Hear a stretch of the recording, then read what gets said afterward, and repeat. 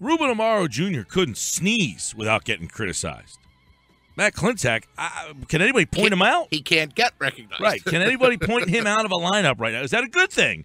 Kevin Cooney covers the Phillies, among other things, at the Bucks County Courier, of course, Calkins Media. He joins us now with a look at the direction of the Phillies franchise. We know there wasn't a lot of expectations, Kevin, but what is the direction of this team? Is it in a good direction? Is it a bad direction? Is anybody paying? I don't know that there's a franchise I can recall that went from the highs of the highs to anonymity in quicker than the Phillies. Well, I mean, I think if you look at it, guys, it's one of those things that, you know, baseball, the natural cycle of baseball that takes place, unless you're the Cardinals, you know, you have these moments where teams kind of fade their background. And, yeah, it's year 5, and I think the Phillies should be showing a little more progress than they have right now. I think one of the problems that they have, as far as you talk about dealing with anonymity, is everybody feels like their future is at AAA and at AA. And you know, the kid's coming up in the next year or so. So I think that's what lends people to believe that this is a franchise that's just completely fallen off the radar because, again, when your prized possessions, at least for now, are still in the minor leagues, this is what happens. You know, that there's kind of a shrug with everything that goes on. And look, I think they have some pieces here. I really do.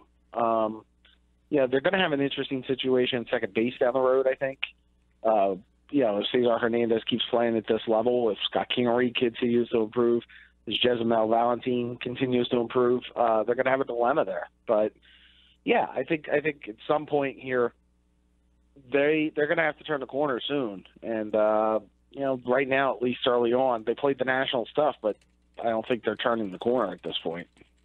Kevin Cooney with us. You said turn the corner. It seems like they're still content on the future being tomorrow instead of finding out more about what they have today. Would you agree with that? Well, I think, yeah. I think if you think about it, that is the way. Yeah, they've been forthright and honest. And look, I know, Mike, you're big on the process with the Sixers. I think the Phillies have been just as forthright about what they've done and what they're doing here as far as laying the groundwork. And to be honest, with their finances that they will have and, you know, with their cable TV money, they can go and spend for big-time free agents. And I know the instant criticism is going to be, well, why didn't they do it now? Why didn't they do it the last couple of years? The last couple of years, there hasn't been that type of free agent that you're going to spend the money on. You know, you're looking at everybody in the sport is kind of gearing up for that winter of 2018, 2019, when you have Harper and Machado and that class. You know, Kershaw could be in that and everything. So I think that's where they're kind of getting their ducks lined up in a row for that year, and that's going to be the first year that, quite honestly, if Matt Klentak team doesn't make a splash by then, there's going to be a problem. So I guess, Kevin, is Matt Klentak doing a good job? Like, should we say, hey, this is good, don't put any pressure on this guy, he's doing a good job? I think the jury's still out. And look, you know, I understand the moves he's made. You know, the Jeremy Hellickson trade, I think, in a way has worked out because he's been one of their more reliable starters. In a way, it hasn't because he hasn't been able to flip them for, you know, a big-time piece. You know, he obviously didn't trade him at the trade deadline. We'll see what he does at this trade deadline. You know, Howie Kendrick in the first 2 weeks of the season, I don't think you could ask much more from. I mean, Kendrick's been outstanding.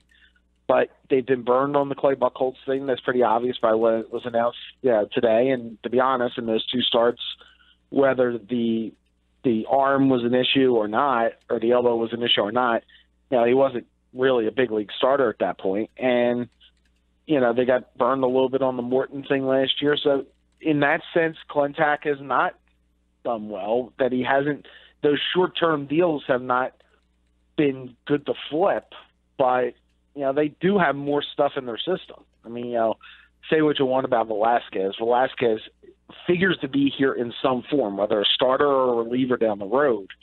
You know, they again have some pieces, and that's all you're asking for. Kevin, how would you evaluate their flipping process? Because it seems like it hasn't worked out that well for him. Harang, Hellickson, Morton, Borges, if you go through names that haven't worked out. Well, yeah, Aaron Harang was under Ruben a couple years ago, but you're right. I mean, the flipping process, look, it's difficult. I mean, there's a reason why guys like that are available for one-year deals. You know, if teams, if they felt they could be a part of a big-time contender, probably would have held on to them to begin with.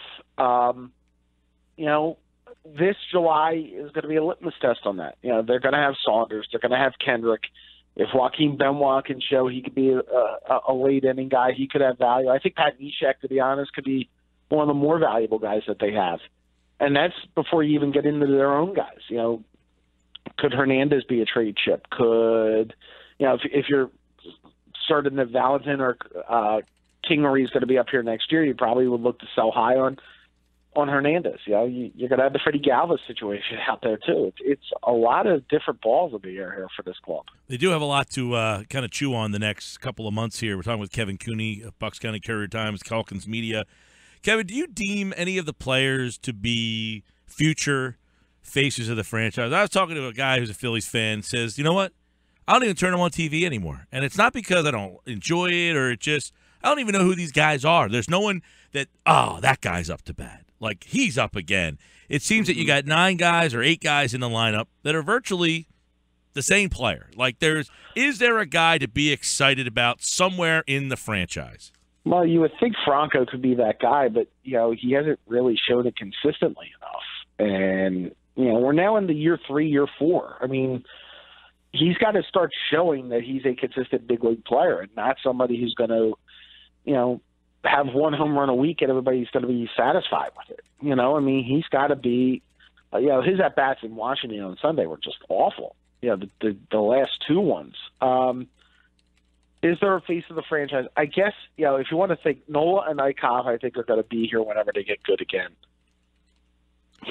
That might be it at this point at the major league level. I mean, if you're not convinced that Franco is going to be here, because, you know, the Machado rumors are going to be out there the whole time. And I think that's, if you look at it, that's where their problem is going to be. I mean, their problem has got to be these kids have to, if they're going to be a part of this future, they got to have to establish it here soon. Hey, Kevin, you think it's I know in life timelines are always moved up. You know, Thanksgiving starts in July now. You know, is it too early to start thinking about trade candidates? Are you already looking around this team and wondering what Klentak can do to have the future start quicker? In what sense? Like guys who are long-term process? I mean, look. I mean, like, is there guys on this team that he can even get creative? I mean, it seems like he's got a team that is a bunch of one-year contracts coupled with, I don't know, we just said there's not a lot of faces out here. So can he improve this ball club for tomorrow this year? He could. I mean, if he decided at the trade deadline they want to trade, you know, and I'm going off the top of my head. I haven't certainly heard anything, but like if he decided that he wants to put Mike Alfaro on the block, I'm sure there's going to be teams that will be interested in that. Again, Hernandez and all that. The one thing Klentak did when he traded Ken Giles was show the fact that he is willing to trade anybody at any time. It would have been easy for Ken to keep Giles here, to try to hold on as a closer at the end. Instead, and look, you can make the argument whether the Velasquez and all the guys that they picked up there were worth it, and especially now since the back end of the bullpen's been kind of messy since they've done that, whether it was a good trade or not, but they at least showed that Klentak was willing to take a little bit of a shot. Do I think he would trade somebody like Franco if need be? Yeah, I think he would. If he felt like that Franco wasn't a part of the future here, he would. Now, guys, I think that the bottom line is the bigger thing for this franchise right now, they got to get Williams and Crawford and all those guys to perform at a level where you can move them up.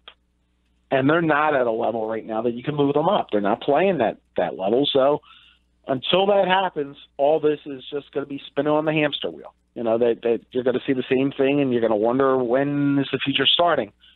Well, you got to see Nick Williams and J.P. Crawford, and then that's when you'll get a better gauge on it.